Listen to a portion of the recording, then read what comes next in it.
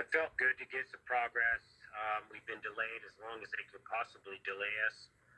Um, I'm ready. I'm ready for this to go on and lay out the case and let the community see what the evidence is, and then let the cards fly where they're going to go. There's been a lot of weird processes, things that were done in a way that are there to help everybody and help the witnesses, the surviving witnesses.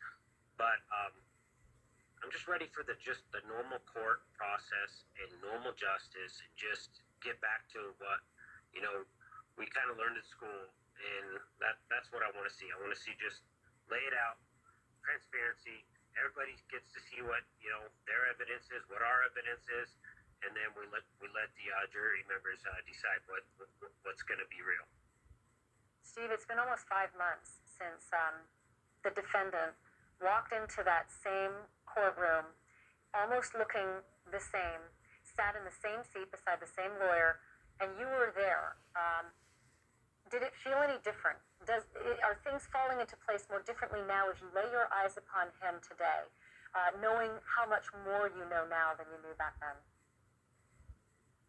Well, I know he wants to be an active participant in the process, so that kind of changes it for me.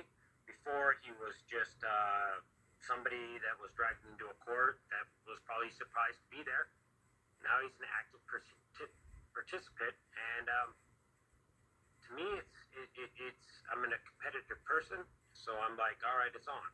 It's us versus them, and we're gonna lay this evidence out, and we're gonna go from there. How was Christy today, and Olivia? And Olivia brought Kaylee's baby niece with her. How did they do today? How did they get through it?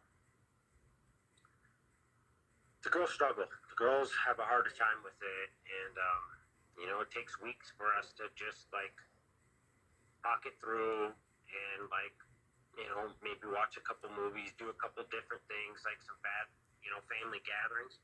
The girls are very much I don't let this guy mess with my emotions, but the girls, that's just the way it is, and I don't fight it. I just understand that they have a different way of processing pain and this anguish. So then we just work together and support them, and it's just one day at a time, and some days are tougher than others, right? I mean, that's just the reality of it. Makes sense. There are 60 days from now in which the state has to make its intentions known if they're going to seek the death penalty. I know the state hasn't shared a lot with you, and Shannon has been very upfront about the fact that it's been very difficult working within this gag order. But have the victims' advocates within the state at least shared with you that this is an intention of theirs to seek the death penalty in this case?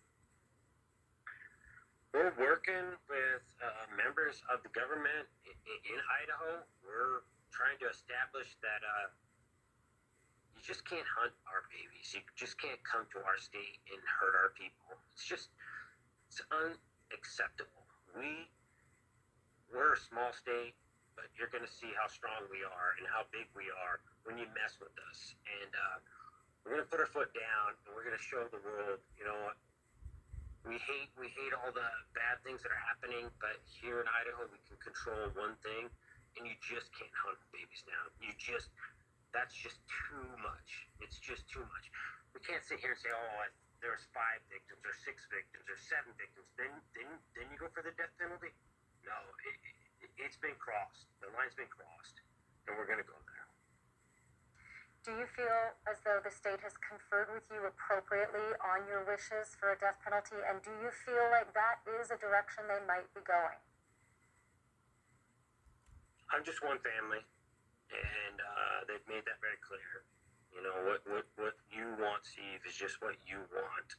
I'm trying to organize different families so we have one united voice, but that's not easy. But that's what we're working towards. And I know there's other families that feel like I do, but we don't want to get too washed up in the revenge factor. We want to remember these girls. We want to remember Ethan, and we want to make sure that when this is all said and done, that's the only people you think of. We want the defendant, to just disappear, and all we remember is the beautiful lives that these people had, and then that's the best that we can do. All this media, all the stuff we're doing, is so we remember the victims and we forget who did this crime, which is very uncommon. Normally, we just talk about the person who does this crime. We'd like to turn that on its head, forget about him, and just remember these beautiful young souls. Thank you for watching.